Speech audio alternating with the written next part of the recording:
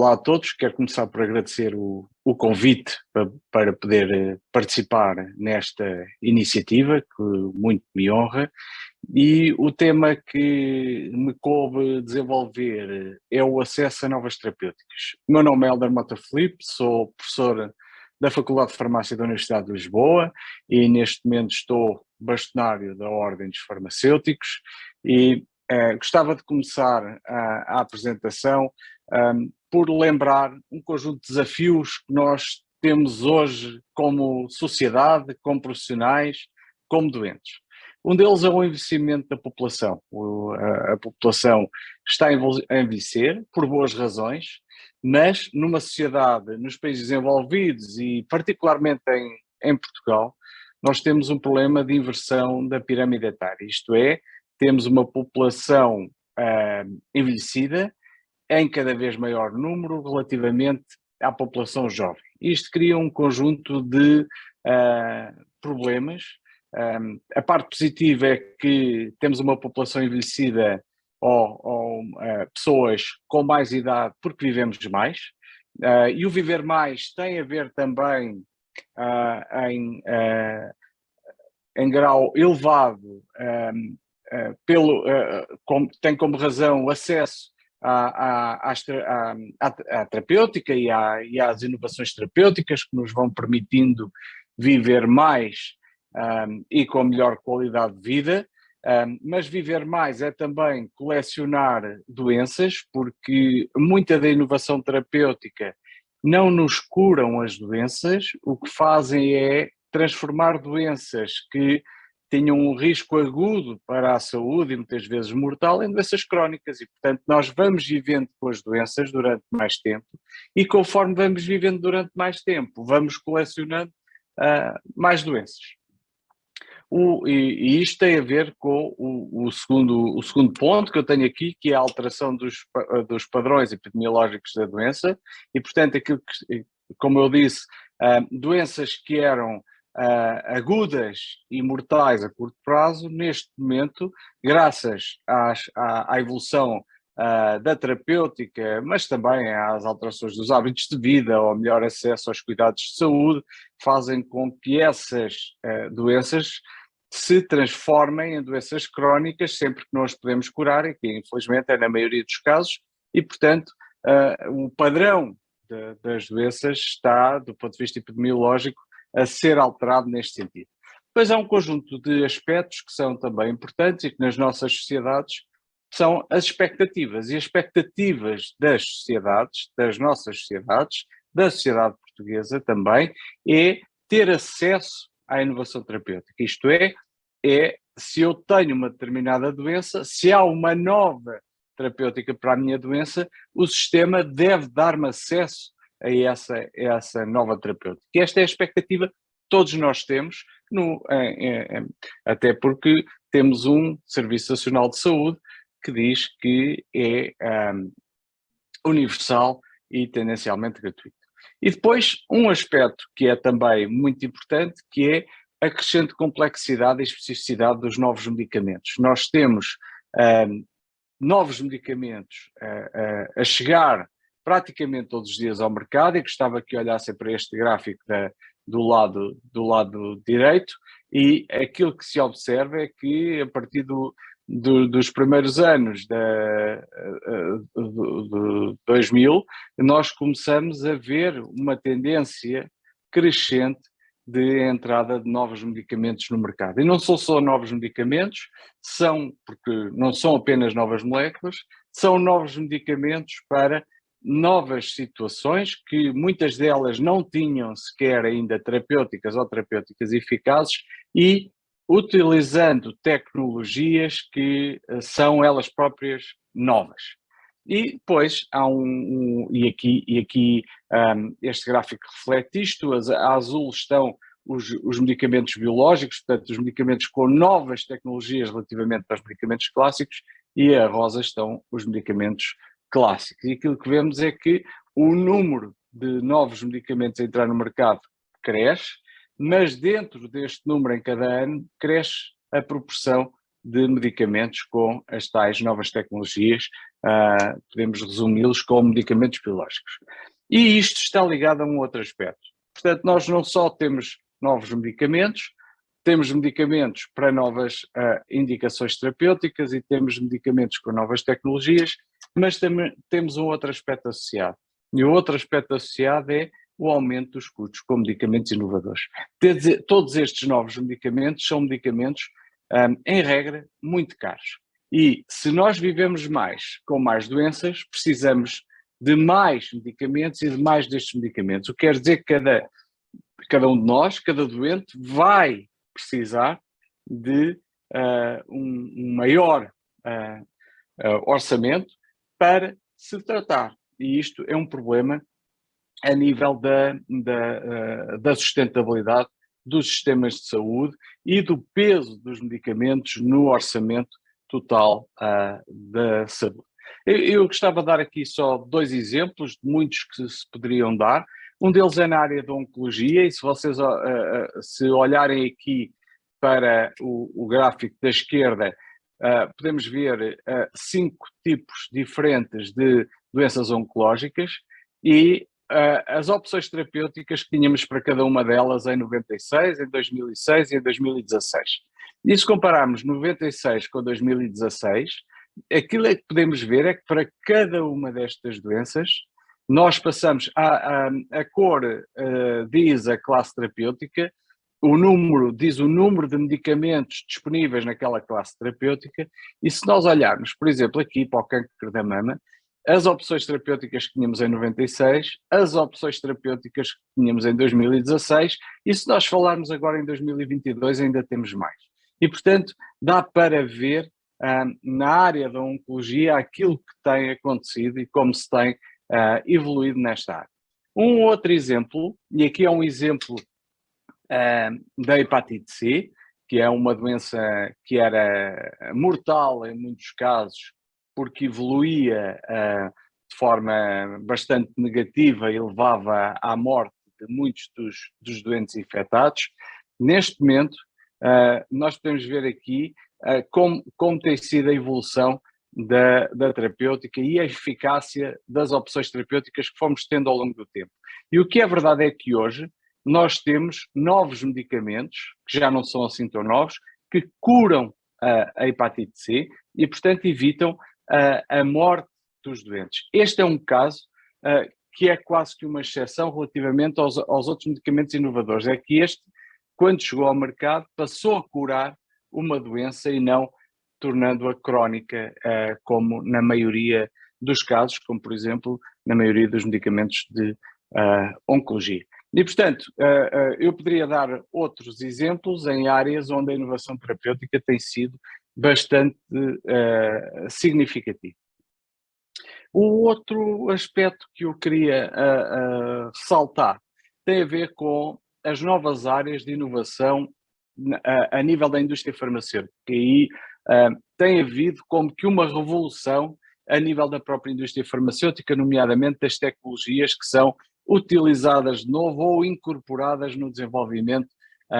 de novos medicamentos. E lembrava aqui a inteligência artificial, que tem sido cada vez mais utilizada, a medicina de precisão ou a medicina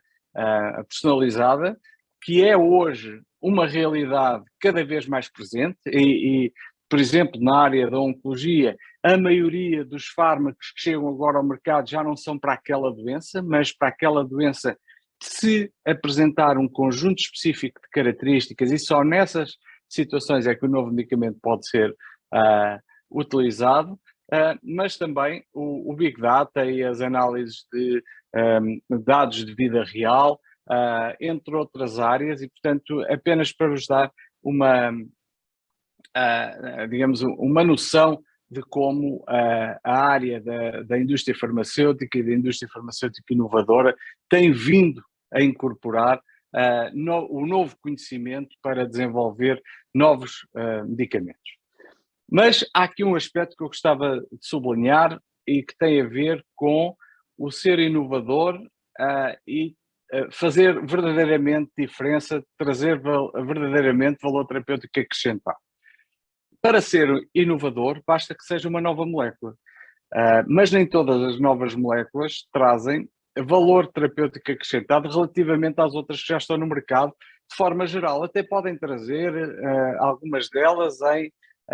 alguns aspectos específicos para determinados doentes específicos. Outras trazem verdadeiramente grande valor terapêutico acrescentado e são algumas delas disruptivas do ponto de vista terapêutico. Mas há um exercício que foi feito pelo Instituto de Avaliação de Tecnologias da Saúde alemão, há uns anos, o IQWiG, e que aquilo que fez foi avaliar 189 novos medicamentos que foram entrando no mercado até 2017, que é a data deste exercício. E se nós virmos aqui, a análise foi que valor acrescentado traz o novo medicamento, um medicamento chamado inovador, relativamente às alternativas terapêuticas. E aquilo que vemos é que, quando se olha para os 189 medicamentos, a grande maioria deles não traz valor terapêutico acrescentado, ou pelo menos não tem adequadamente provado esse valor terapêutico acrescentado relativamente às alternativas. É mais um, em certas situações pode ser útil, mas não traz grande valor terapêutico acrescentado. E apenas 10% traz um valor terapêutico acrescentado verdadeiramente significativo. E, portanto, é importante ter a noção que nem todos os novos medicamentos podem trazer algum grau de inovação tecnológica, de administração, etc., representam verdadeiramente valor terapêutico acrescentado quando comparamos com as alternativas que existem no mercado. Não é em todas as áreas o valor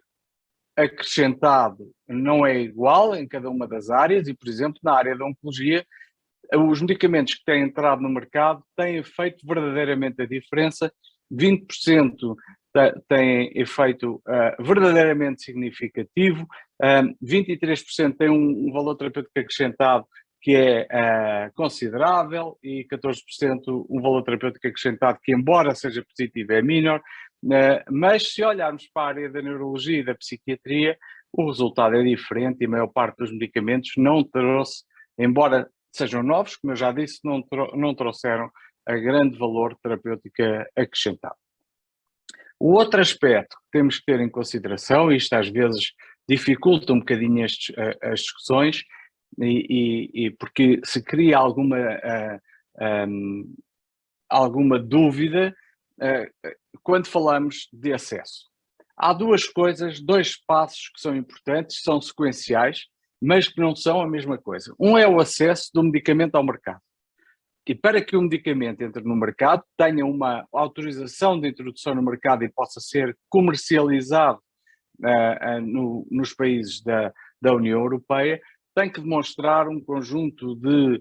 evidência, de prova, de estudos que demonstrem a qualidade, a segurança e a eficácia, e que a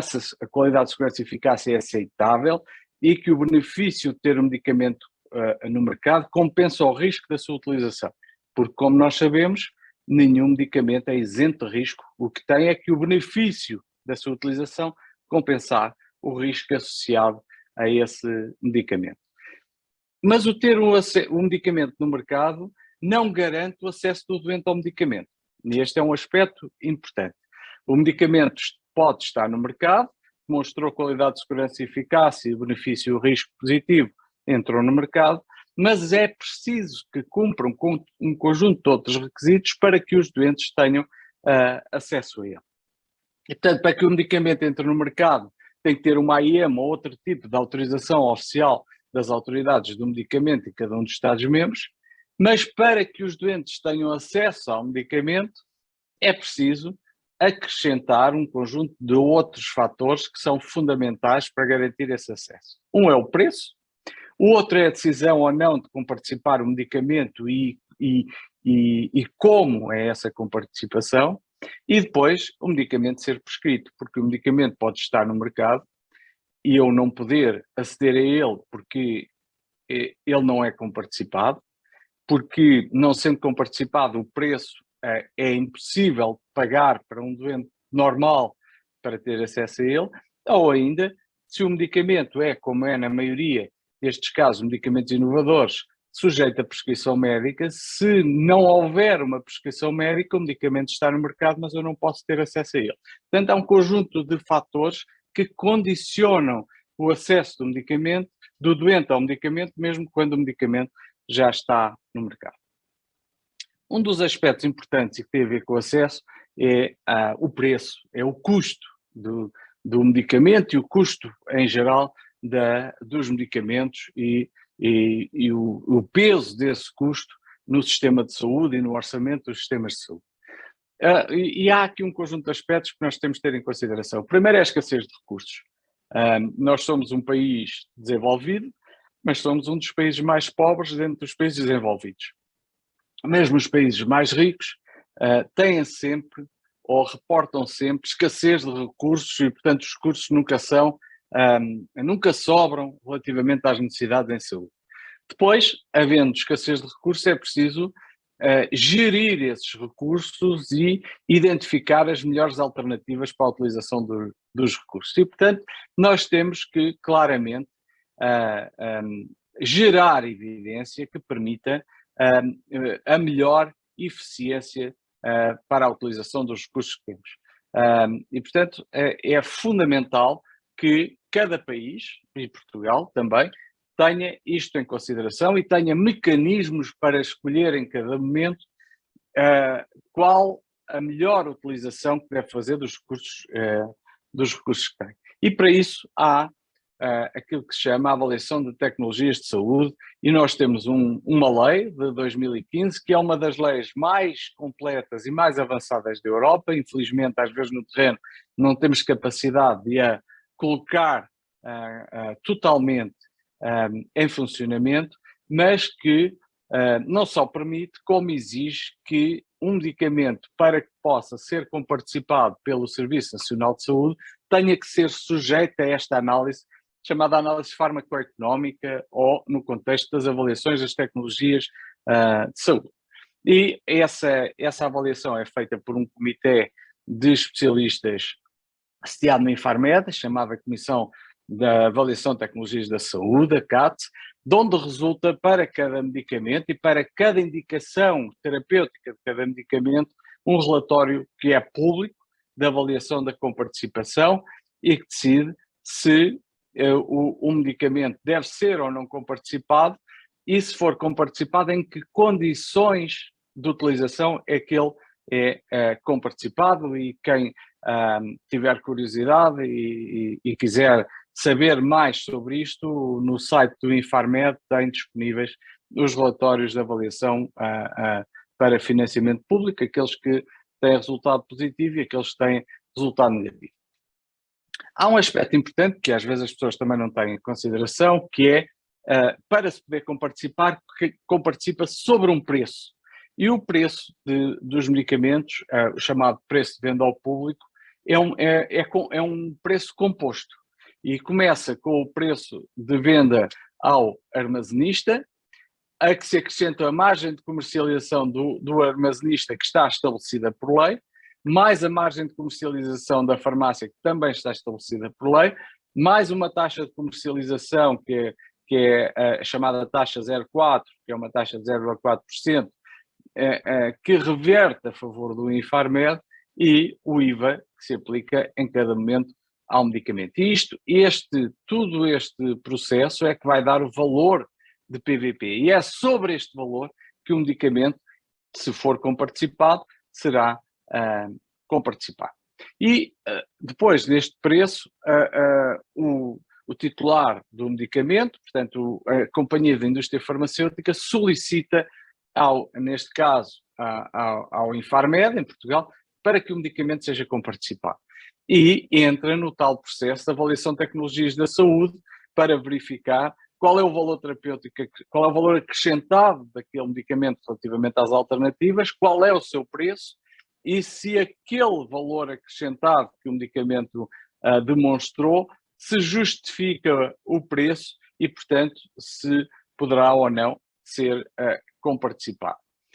Nós, a nível dos medicamentos de ambulatório, portanto, dos medicamentos de farmácia comunitária, há 3 níveis de comparticipação: 90% ou 100%, o primeiro nível, escalão A, escalão B 69%, escalão C 37%, e depois ainda há um escalão com regime transitório, que, não,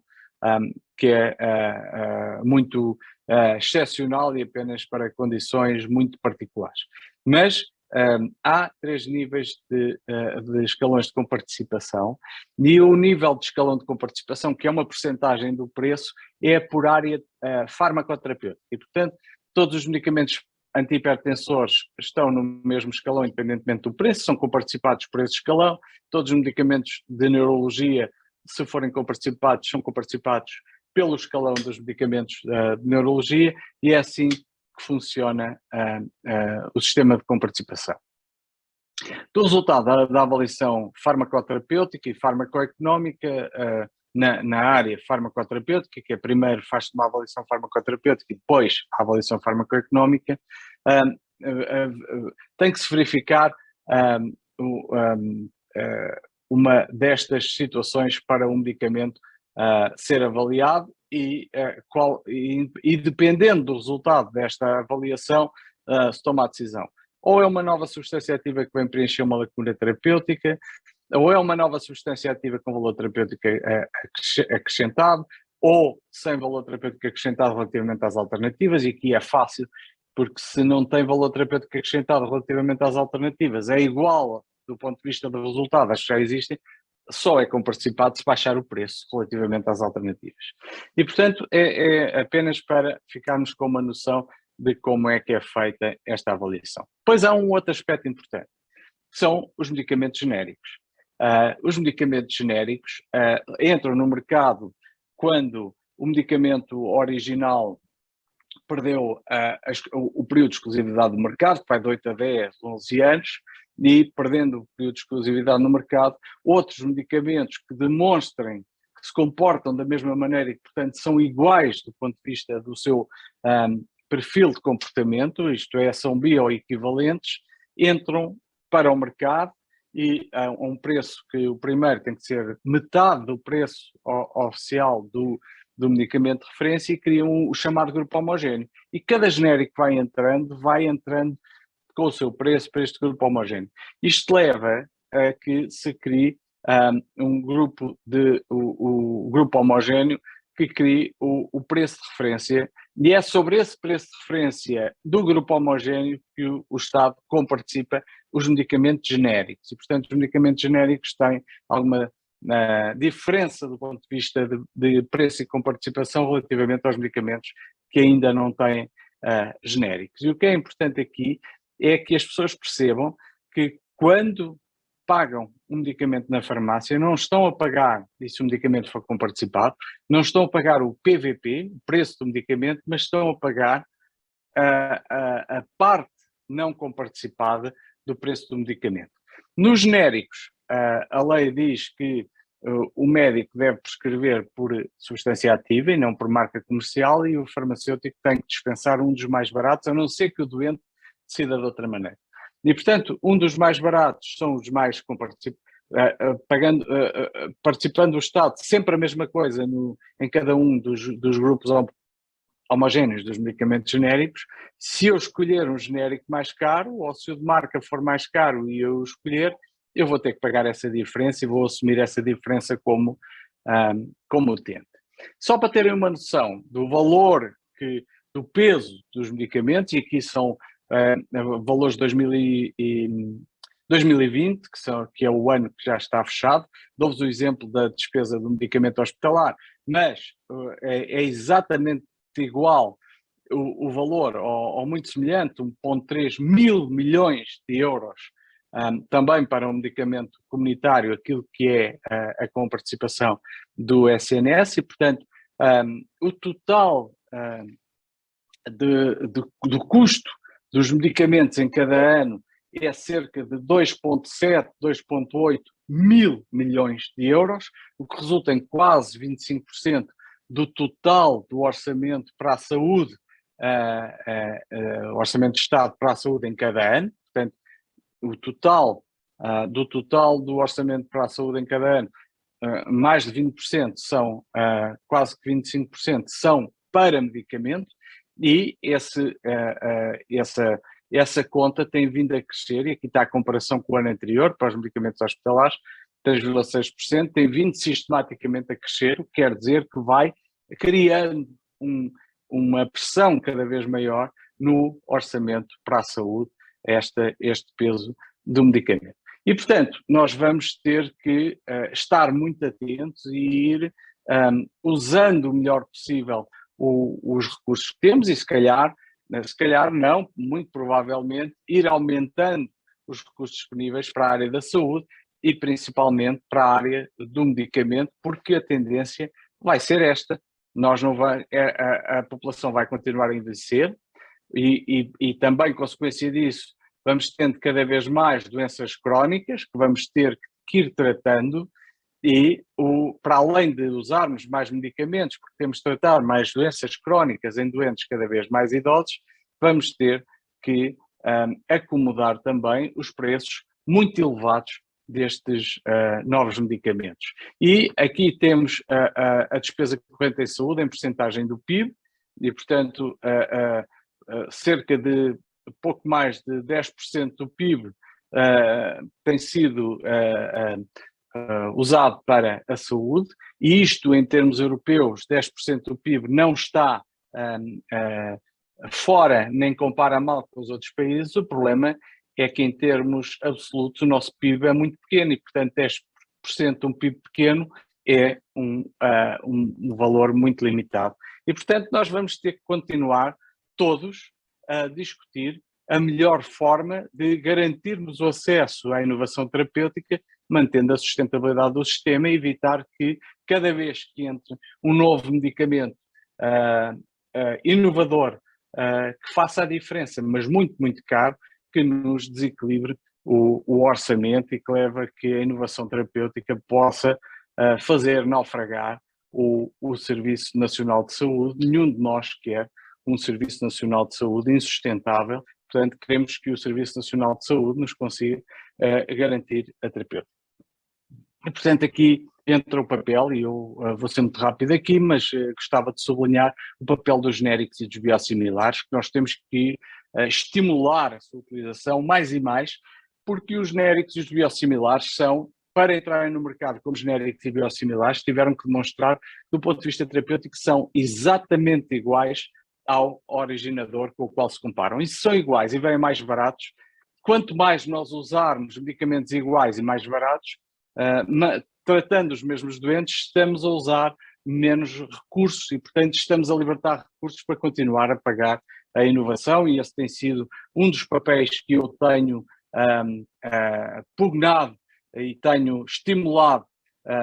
sempre que posso, quer quando era, neste caso aqui, presidente do Infarmed,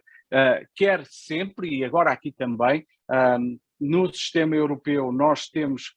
100% de confiança na segurança, na qualidade e na eficácia, quer dos genéricos, quer dos biosimilares, e portanto não há razão nenhuma para não usarmos ao máximo estes medicamentos. Nós vivemos um tempo de pandemia, e agora vivemos um tempo ainda de pandemia, mas quase pós-pandémico, mas temos uma guerra na Europa. E portanto é importante que continuemos a cuidar da sustentabilidade do sistema de saúde, mas agora também a cuidar do sistema de saúde para que ele continue robusto e permita continuar a dar-nos acesso a medicamentos, quer em termos de preço, quer agora também em termos das cadeias de distribuição, das cadeias de fabrico, que se a guerra se prolongar podem complicar. O problema de todos nós queremos medicamentos mais baratos, e eu sublinhava só este aspecto. Nós queremos os produtos o mais barato possível, mas com um preço que os permita manter no mercado nacional. Porque o que pode acontecer é que quando baixamos demais ou obrigamos a baixar demais, torna-se insustentável a manutenção por parte da indústria farmacêutica desses medicamentos no mercado nacional, e pode haver a tendência, e está descrito noutros países, a tendência de descontinuar a comercialização, tornando depois que, para termos acesso a estes produtos, tudo se torne mais caro. Portanto, é preciso termos cuidado com este equilíbrio, é um equilíbrio que não é fácil de estabelecer, mas todos os dias, todos nós juntos, as autoridades, os profissionais, as associações de doentes, a sociedade em geral, têm que ir debatendo, ir percebendo o que se passa e todos nós continuarmos a construir um SNS cada vez melhor e que nunca esqueça a sua missão, que é garantir o acesso universal a medicamentos a todos os portugueses, a medicamentos e outros cuidados de saúde, mas estávamos a falar da inovação terapêutica, aos melhores medicamentos, aos medicamentos mais adequados para cada doente. Eu não ocupo mais tempo, agradeço muito a vossa